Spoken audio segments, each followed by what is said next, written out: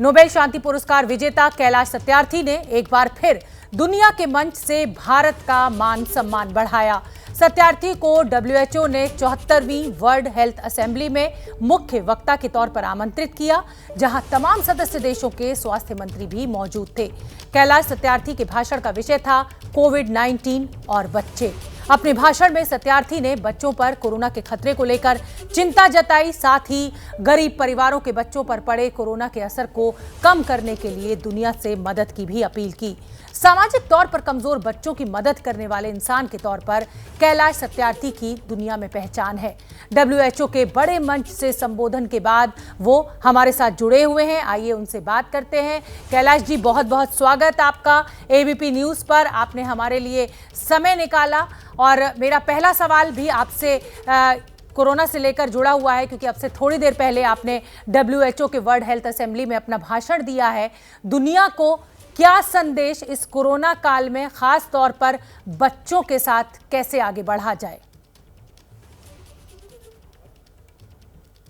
दुर्भाग्य से शुरू में लोग ये मान रहे थे कि कोरोना का संकट सिर्फ वयस्कों को, बुजुर्गों को ही प्रभावित करेगा, लेकिन हमने देखा कि दूसरी जो लहर आई उसमें बच्चे बहुत प्रभावित हुए। और जब तीसरी लहर की बात चल रही है तो ये खतरा और ज्यादा है हमारे बच्चों के ऊपर। भारत के संदर्भ में तो बहुत ही स्पष्ट है कि ये कहा गया है कि तीसरी वेव जरूर आएगी और बच्चे उससे ज्यादा पीड़ित होंगे। तो दो तीन बातें मुख्य रूप से मैंने उठाई। पहला तो ये कि इसे केवल स्वास्थ्य का संकट नहीं माना जाना चाहिए या आर्थिक संकट भी नहीं है।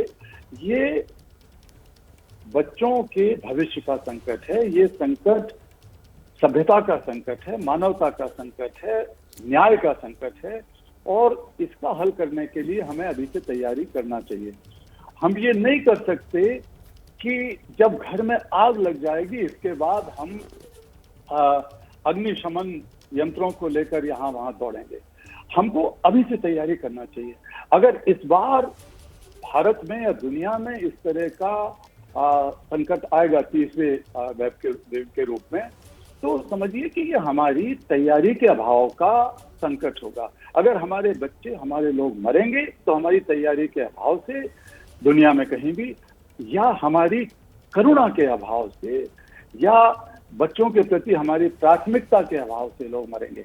इसलिए मैंने आज अपील की कि संयुक्त राष्ट्र संघ की जो एजेंसियां हैं वो मिलकर इस पर काम करें और अलग अलग टुकड़ों में बंटकर अलग अलग पक्ष पर काम करती हैं। कोई शिक्षा पर, कोई मजदूरी पर, कोई स्वास्थ्य पर, तो ये नहीं चलेगा जी। एक हाई लेवल ग्रुप बनाया जाए, inter agency high level group. देश के मंत्रियों से भी, सारे देशों के मंत्रियों से मैंने अपील की कि आप अपने देशों में भी एक टास्क फोर्स बनाइए राष्ट्रीय स्तर पर, जिसमें एक्सपर्ट्स को लाइए जो बच्चों के संदर्भ में सारी चीज जानते हों, बाल चिकित्सा के लोग, बाल मनोवैज्ञानिक लोग और बाल संरक्षण से जुड़े हुए लोग। ठीक है, तो इन सब बातों को लेकर हमने उठाया है मुद्दा। जी कैलाश जी, मैं ये जानना चाहूंगी आपसे कि क्योंकि कोरोना काल में, मैं देश के बच्चों की बात करना चाहूंगी आपसे, कोरोना काल में बहुत से बच्चे अनाथ हो गए हैं, दोनों माता पिता जो है उनका निधन हो गया है। कुछ ऐसे लोग समाज से सामने आ रहे हैं जो इन बच्चों की मदद करना चाहते हैं, एडॉप्शन की बात भी चल रही है।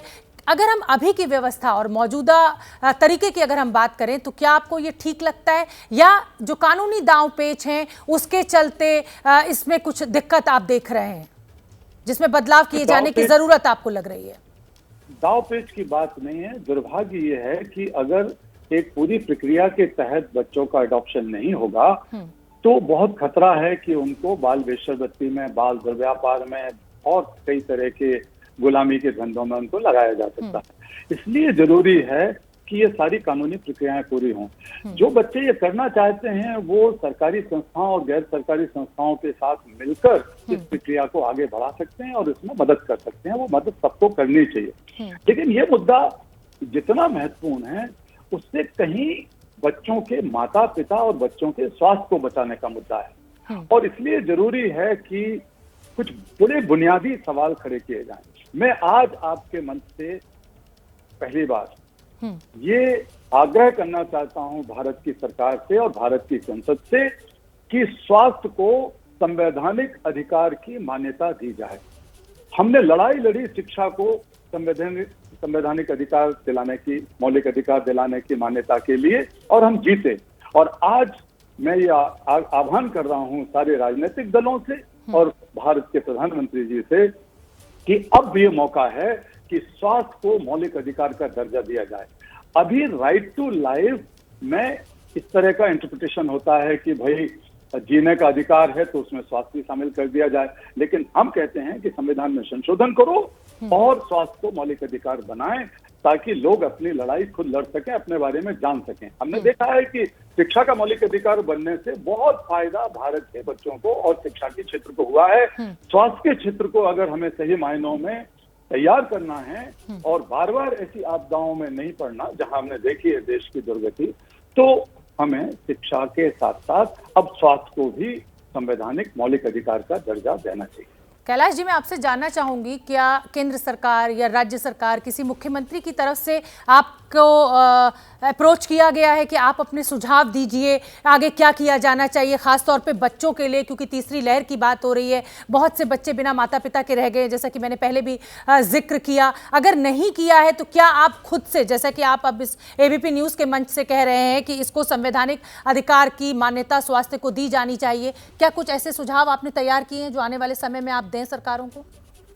जी जी जी, अच्छी बात तो ये हुई कि भले ही हमारी सरकारों ने सुझाव ना मांगे हों, लेकिन जैसा आपने अभी कहा थोड़ी देर पहले कि विश्व स्वास्थ्य संगठन ने मुझे आमंत्रित किया, स्पेशली सुझाव मांगे, मैंने आज सुझाव दिए भी।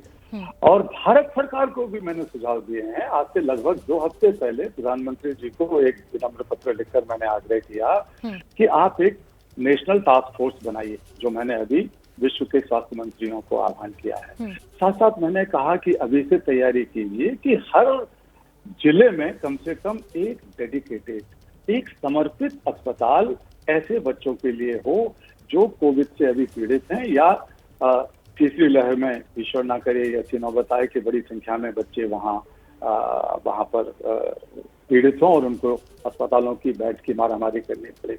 दवाइयों से, ऑक्सीजन से, सभी चीजों से लैस ऐसे बच्चों के लिए अस्पताल तैयार किए जाएं। इन्हीं अस्पतालों में शुरुआत के तौर पर एक हिस्सा बच्चों के लिए डेडिकेटेड करके अभी से रखा जाए। गांव में चूंकि ये फैल रहा है, हम देख रहे हैं अभी, आज मैं पढ़ रहा था कि अभी मैं राजस्थान में हूँ, हमारे बाल आश्रम में, और यहीं पर पास में 300 बच्चों को कोविड का इन्फेक्शन हो गया और जगह जगह से इस तरह की खबर आ रही है टुकड़ों टुकड़ों में। तो इसके लिए जरूरी है कि गांव में पंचायतों के स्तर पर, पंचायतों के भवन में इस तरह के क्वारंटाइन बच्चों के लिए अभी से तैयार करके रखे जाएं और वो सुविधाएं भी थोड़ी बहुत रखी जाएं। दवाइयों की जैसे आपका ये पैरासीटामोल का सिरप है, इसके बारे में चर्चा हुई थी कि अगर इस तरह की लहर आती है तो शायद हमारे यहाँ उसका भी अभाव हो जाएगा बच्चों की। कैलाश जी, सारी चीजें की जाएं। जी, आप जो टास्क फोर्स की बात कर रहे हैं, क्या आपने कोई रोड मैप तैयार किया है कि किसकी अध्यक्षता में होनी चाहिए, किस तरीके की रणनीति बननी चाहिए? आपने ये तो बताया कि पंचायत भवन को या शहरों में इस तरह से अस्पताल बनाए जाएं, उसमें एक वार्ड जो है या एक कोना जो है वो बच्चों के लिए आरक्षित किया जाए, लेकिन ये जो टास्क फोर्स की आप बात कर रहे हैं, ये किस तरीके से अपनी रणनीति बनाए, इसमें कौन लोग होने चाहिए, ताकि तीसरी लहर अगर बच्चों के ऊपर असर डालने वाली कही जा रही है तो उससे लड़ने की तैयारी अभी से शुरू हो सके? देखिए, मुझसे अच्छे तरीके से तो भारत की सरकार और बाकी लोग सोच सकते हैं कि कैसे बने, कौन बने, क्या हो, लेकिन मैंने जो आग्रह किया उसमें ये लिखा कि जो इस विषय के सबसे अच्छे जानकार हैं भारत के अंदर, चाहे वो बच्चों के स्वास्थ्य संबंधी चीजें हों, मानसिक स्वास्थ्य एक बहुत बड़ी समस्या हो रही है उसके जानकार हों, बाल संरक्षण के जानकार हों, उन सबको शामिल करके और इस तरह का एक टास्क फोर्स बनाया जाए। पॉलिटिकली वो कितना बड़ा या कैसे बनेगा ये तो मैं नहीं कह सकता, लेकिन मैं चाहता हूं कि जो लोग केवल खुशामदी ना हो बल्कि ईमानदारी से अपनी बात कह सकें, सरकार उनको अपने बातचीत में शामिल करे विश्वास के साथ, और सही मायनों में वो एक सकारात्मक और एक रचनात्मक सुझाव सरकार को दे सके और राज्य सरकारों को भी दे सके। केवल केंद्र सरकार की बात नहीं कर रहा हूं मैं, राज्य सरकारें भी इसी तरह का करें अभी से तैयारी के तौर पर। लेकिन मैं फिर से दोहराऊंगा कि जब तक भारत में स्वास्थ्य मौलिक अधिकार नहीं बन जाता, हमने देख लिया है और हमें बार बार ये भुगतना पड़ेगा कि हमारा हेल्थ का इंफ्रास्ट्रक्चर मजबूत नहीं होगा। इसको जरूरी है कि उसके ऊपर पूरा इन्वेस्टमेंट हो और हमारी प्राथमिकताओं में वो आए। और अगर बच्चों के स्वास्थ्य की रक्षा हम नहीं कर सकते तो हम भविष्य की रक्षा नहीं कर सकते। अगर एक भी बच्चा खतरे में है तो मैं कहता हूं कि हम सब खतरे में हैं, हमारा भविष्य खतरे में है। हम इंतजार कर सकते हैं लेकिन हमारे बच्चे इंतजार नहीं कर सकते। बिल्कुल, बड़ी बात आप कह रहे हैं कि स्वास्थ्य को मौलिक अधिकार बनाया जाना चाहिए और उसी तरीके से इस पर आगे की रणनीति बननी चाहिए। लेकिन मैं कैलाश जी आपसे ये जानना चाहूंगी कि कोरोना काल में, इस समय संकट काल में, आपकी नजर में सबसे बड़ी चुनौती क्या देख रहे हैं आप आने वाले समय में? सबसे बड़ी चुनौती है कि हम वैक्सीन को, आज मैंने ये बात उठाई है कि एक तो वैक्सीन के ऊपर जो उसके निर्माण पर, उसके जो रॉ मटेरियल है उसके मामले में जितने प्रतिबंध लगे हैं उन प्रतिबंधों को तत्काल उठाया जाए। अमेरिका के राष्ट्रपति बाइडेन साहब ने ये बात कही है। मैं दूसरे प्राइम मिनिस्टर से भी अपील करता हूं और मैंने अभी की है प्राइम मिनिस्टर और प्रेसिडेंट से कि इसको तत्काल हटाया जाए ताकि इसकी आवाजाही आसान हो जाए। डेमोक्रेटाइजेशन ऑफ वैक्सीन की बात आज मैंने उठाई है, इक्विटी ऑफ वैक्सीन की बात उठाई है, क्योंकि आप देखें कि दुनिया में ये सबका साझा संकट था, लेकिन इसका दर्द कुछ लोगों को भुगतना पड़ा और कुछ लोग इसमें मालामाल हो गए। पिछले साल दुनिया के 2/3 जो सबसे बड़े उद्योगपति हैं, सबसे बड़े कॉर्पोरेट हैं, उन्होंने $109 बिलियन की और ज्यादा कमाई कर ली, $109 बिलियन की, जबकि 140 मिलियन लोग यानी करीब 14 करोड़ लोग सबसे ज्यादा बुरी हालत की गरीबी में धकेले गए। इसी दौरान $8 ट्रिलियन का पैसा कोविड रिलीफ फंड के लिए तय किया गया था, लेकिन उसमें से केवल 0.13% पैसा गरीब देशों की गरीब जनता और उनके बच्चों के ऊपर मुकर्रर किया गया था दुनिया भर में।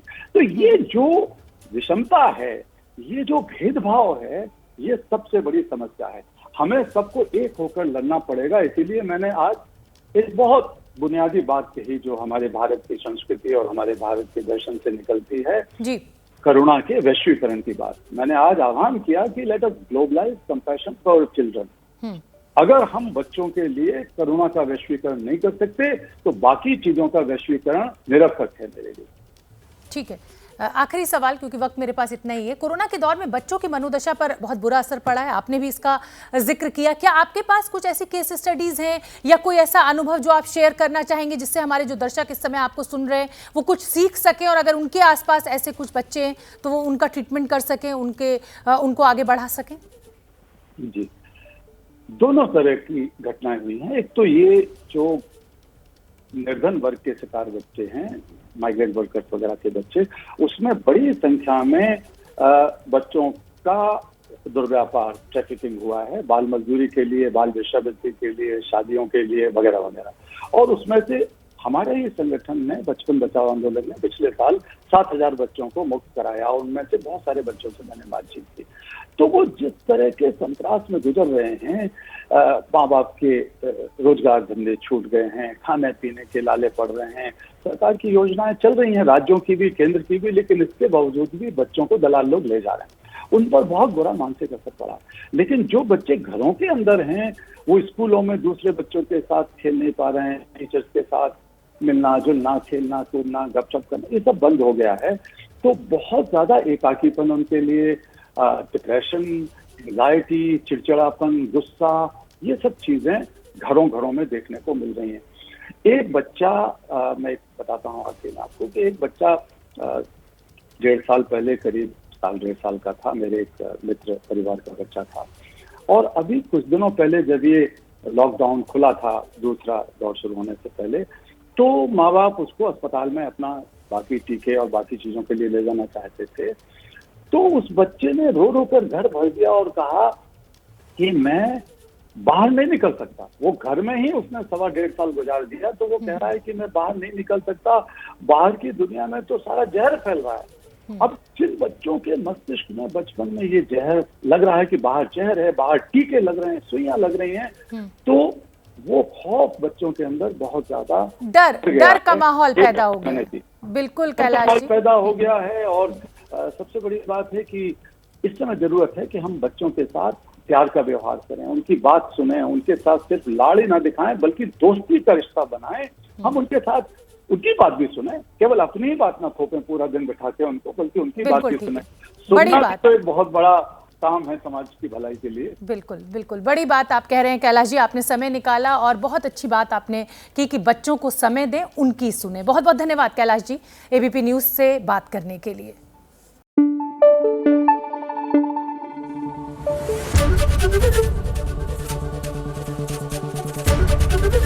एबीपी न्यूज आपको रखे आगे।